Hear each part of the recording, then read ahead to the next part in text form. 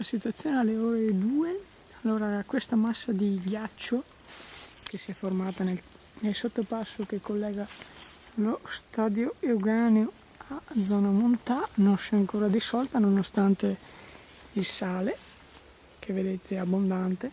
Vedete che si è creata una poltiglia veramente pericolosa per i veicoli, anche perché, come sapete già, perché è già famoso anche in altri periodi dell'anno, questo sottopasso ha dei problemi di scarico dell'acqua. Infatti ci sono sempre pozzanghere anche quando non piove.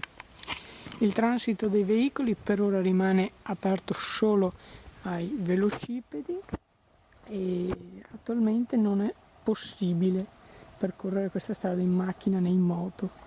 Vediamo che è molto pericolosa e speriamo che prossimamente, oltre a risolversi questa situazione, si possa anche dare una ristrutturazione a questo sottopasso che appunto crea molti disagi e problemi anche in altri periodi dell'anno quando non c'è questa situazione.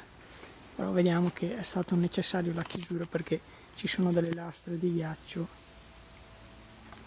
evidenti che non potevano essere ignorate, ovviamente per la sicurezza di tutti. Riuscirà il sole a scioglierle?